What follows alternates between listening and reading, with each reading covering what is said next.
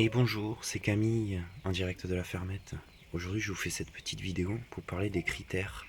Comment reconnaître une lapine qui est gestante. Alors déjà je vous invite à vous abonner, pour tous ceux qui ne sont pas abonnés, à liker et à partager mon contenu s'il vous plaît. Et si vous avez des questions, n'hésitez pas à les poser en commentaire. Alors déjà si votre lapine elle est gestante, vous allez remarquer que son caractère va changer. Elle sera beaucoup plus agressive et très nerveuse. Après j'ai fait une vidéo sur comment reconnaître une lapine gestante à son caractère, que je vous invite à aller voir. Alors il peut arriver que chez certaines lapines, quand elles sont gestantes, elles vous mordent ou elles vous griffent. L'attitude va changer. Voilà, ce sera pour exprimer leur mécontentement. En général, quand elles sont gestantes, elles vont être assez nerveuses, irritables. On voit vraiment un changement du comportement. Alors la lapine, 4 à 5 jours avant la mise à bas, elle va commencer à s'arracher les poils du ventre pour préparer le nid. Ce nid, il sera chaud grâce à ses poils. Mais elle va aussi se servir de la litière, tout ce qui va être foin ou paille, qu'elle aura disposé dans une caisse à nid que l'éleveur aura prévu à cet effet. Bon, moi j'ai pris des cagettes comme ça, je mets le foin dedans, j'en mets beaucoup, et après elle va installer ses poils pour faire le nid à l'intérieur. Voilà. Bon, je vous invite à aller voir ma vidéo comment préparer la mise à bas de ma lapine. Ça sert à rien que je me répète. Vous voyez, elle par exemple, elle est gestante et on voit elle essaye de griffer. Bon, ça va, après c'est pas ma plus agressive. Alors, le comportement d'une lapine gestante. Alors la lapine gestante, elle aura tendance à avoir un caractère qui a changé comparé à d'habitude. Elle sera beaucoup plus agressive, elle sera irritable. Bon, du coup, il m'est déjà arrivé de me faire griffer ou mordre par certaines lapines, ça dépend lesquelles. Bon, celle-là, la grise de Touraine, elle est très gentille, j'ai jamais eu de soucis. Même quand elle est gestante. Ce qu'il faut retenir, c'est que cet instinct, il est naturel chez la lapine. C'est tout à fait normal pour la future mère. Comme elle est gestante, elle est assez stressée, assez nerveuse. Elle va avoir ce réflexe le plus souvent de soit vouloir vous griffer, vous mordre, mais parce que pour elle, en fait, vous représentez tout simplement un danger pour ses futurs lapros. Que si on vient la déranger quand elle est gestante, elle apprécie pas. C'est pour ça que pour tout ce qui va être nettoyage du clapier, on évitera de venir la déranger inutilement, uniquement pour le nettoyage et pour une hygiène rigoureuse. Bon, ce qu'il faut retenir, c'est que quand elle aura mis bas, bien sûr, son caractère d'origine va revenir. Elle sera moins irritable. Et du coup, elle vous mordra pas. Elle vous mordra plus et elle vous griffera plus, pour celles qui le font. Ça peut arriver. Bon, moi, ce que je conseille, c'est qu'au niveau du nettoyage, il faut nettoyer au moins 2 fois par semaine les clapiers pour une hygiène rigoureuse. Mais aussi 4-5 jours avant la mise à bas. Donc il est très important, c'est de noter la date de saillie et du coup de calculer la date de mise à bas. Comme ça, vous pourrez savoir quand vos lapros vont naître, c'est très important. Et de voir si tout se passe bien en faisant des relevés. C'est surtout que 4-5 jours avant, vous allez voir la lapine, elle va commencer à faire le nid dans la caisse de mise à bas. Donc si vous nettoyez tout le clapier, en fait, le but ce sera de ne surtout pas toucher à la caisse de mise à bas. Parce que tout simplement, elle va pas venir uriner ou faire ses besoins dedans vu qu'elle commence à préparer le nid à l'intérieur. Après, un lapin, c'est assez propre par rapport au nid. Elle va faire ses besoins à l'extérieur, mais pas dans la caisse de mise à bas. Voilà. Donc on fera un nettoyage approfondi de tout le clapier, tout ce qui est surface, on nettoiera bien. C'est très important avant que les lapro naissent et pour la santé de la mère gestante. Du coup, on va veiller également à proposer une caisse de mise à bas. Soit vous la faites vous-même en bois, moi j'utilise des cagettes comme ça, des caissons trop sales, en fait, je les change tout simplement. Je les récupère Intermarché. Je pense ce modèle-là, il est pas mal, mais j'ai fait une vidéo sur l'importance de la caisse de mise à bas pour la lapine que je vous invite à aller voir. Ça sert à rien que je redise les mêmes choses. Mais en fait, cette caisse de mise à bas, elle va avoir une importance primordiale parce déjà, elle va isoler la lapine du béton. Pour les clapiers en béton, c'est plutôt pas mal, surtout l'hiver, parce que c'est plutôt froid. Comme ça, vous allez mettre beaucoup de foin à l'intérieur, elle va y rajouter les poils qu'elle va s'arracher pour faire le nid, et ça va isoler un peu du béton.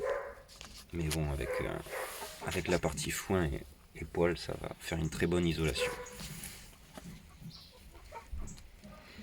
Du coup, ça va lui éviter un stress inutile en fait. Parce que tout simplement, elle va voir qu'il y a déjà la caisse, elle va se dire, il y a déjà le foin à l'intérieur, je peux faire mon nid.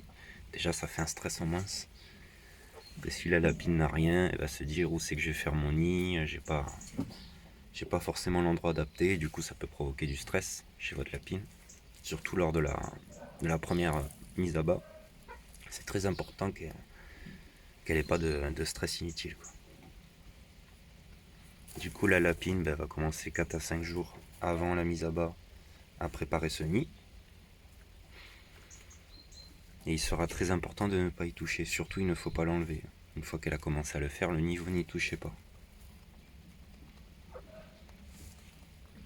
Parce qu'après, il faut savoir que ça peut aussi provoquer des grossesses nerveuses et, comme je vous dis, du stress tout simplement chez la lapine. Après, il peut y avoir des soucis au niveau de la mise à bas. Si vous lui enlevez la caisse à nid, elle va pas comprendre. Et toujours pareil, ça va faire du stress inutile. Voilà, bon du coup, après le deuxième critère d'une lapine gestante, du coup c'est que la lapine va s'arracher les poils en bas du ventre, 4-5 jours avant de mettre bas. Alors ça va être pour réaliser son nid, elle va collecter la paille, le foin, tout ce qui va être déchets verts, des morceaux de bois, tout ce qui peut l'aider à confectionner son nid. Bon, moi personnellement je mets beaucoup de foin, ça fait le job. Ça m'est arrivé qu'il y en ait qui prenaient des morceaux de déchets verts qui restaient dans le clapier aussi pour faire le nid. Bon, en général, j'ai 90% de mes lapines qui utilisent ma caisse à nid. C'est très rare qu'elles ne l'utilisent pas.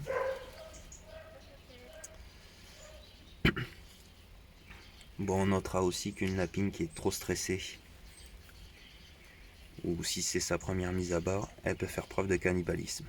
Bon, je vous invite à aller voir ma vidéo sur le cannibalisme chez les lapines, quelles sont les causes, et mon retour d'expérience sur le cannibalisme, qui vient compléter cette vidéo. Bon, la future mère, elle peut aussi avorter, ou mettre bas de ses lapro mort-nés. C'est des choses qui peuvent arriver, surtout lors de la première mise à bas, vu que c'est très stressant pour elle et c'est tout nouveau, donc elle va pas avoir forcément cet instinct maternel dès la première mise à bas.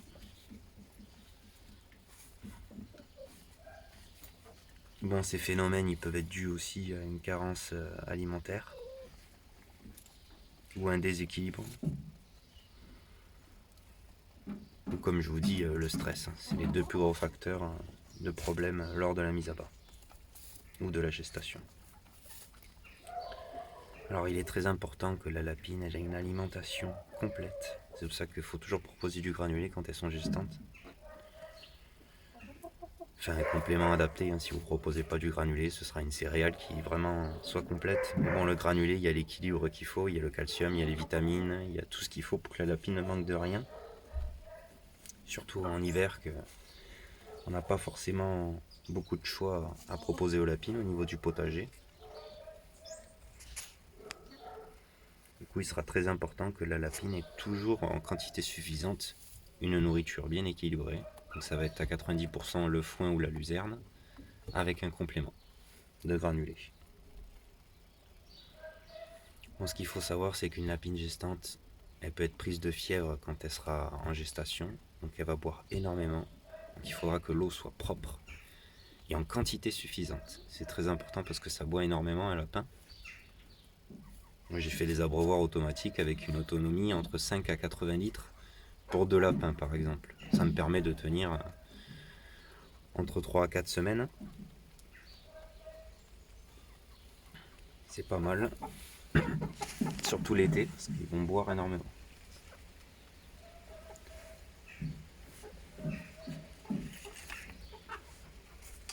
Voilà, bon je pense que j'ai fait à peu près le tour. Voilà, bon, ce sera l'alimentation bien équilibrée du coup. Et une hygiène rigoureuse, ce sera vraiment très important.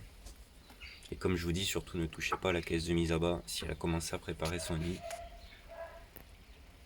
Quand vous nettoierez, ce sera vraiment que la surface, mais jamais toucher la caisse de mise à bas.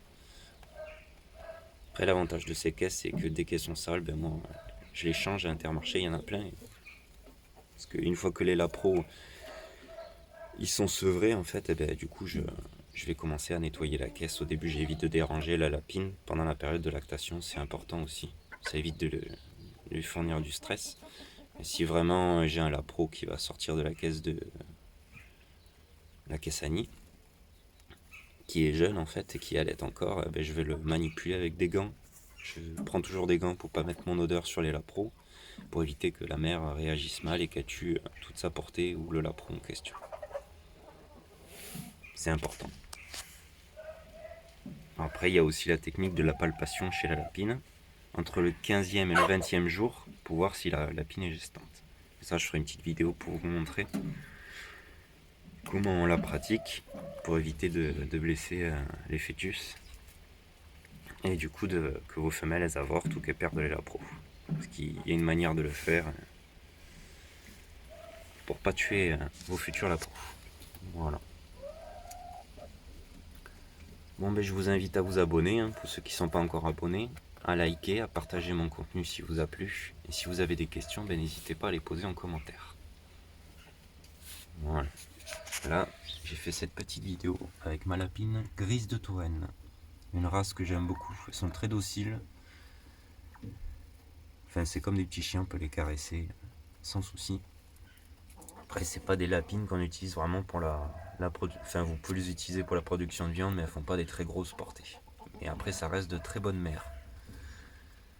Elles ont vraiment l'instinct maternel, il n'y a pas de souci au niveau du sevrage et du. Enfin, tout ce qui va être la période de lactation, sevrage. Elle va très bien s'occuper de ses lapros. Et bon, vous n'avez pas de souci de cannibalisme, toutes ces choses-là, c'est vraiment des très bonnes mères. Voilà.